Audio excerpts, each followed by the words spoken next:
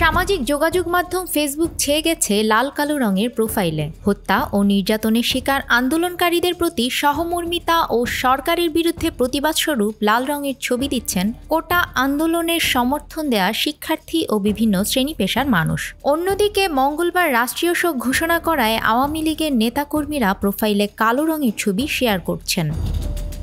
মঙ্গলবার সকাল থেকে ফেসবুকের বাংলাদেশি বিভিন্ন প্রোফাইল গ্রুপ ও পেজ ঘুরে এ চিত্র দেখা গেছে। এর আগে কোটা সংস্কার আন্দোলনকে কেন্দ্র করে আইনশৃঙ্খলা রক্ষাকারী বাহিনীর সদস্যসহ অন্যান্য নিহতদের স্মরণে রাষ্ট্রীয় শোক পালনের সিদ্ধান্ত নেওয়া হয় প্রধানমন্ত্রীর কার্যালয়ে অনুষ্ঠিত মন্ত্রিসভার বৈঠকে। আরও বলা হয়, মসজিদ, মন্দির, গির্জা, প্যাগোডায় হবে বিশেষ প্রার্থনা, ধারণ করা হবে কালো ব্যাজ। চলমান কোটা সংস্কার আন্দোলনকারীরা রাষ্ট্রীয় শোককে প্রত্যাখ্যান করে আজ লাল কাপড় মুখে ও চোখে বেঁধে ছবি আপলোড করেছেন।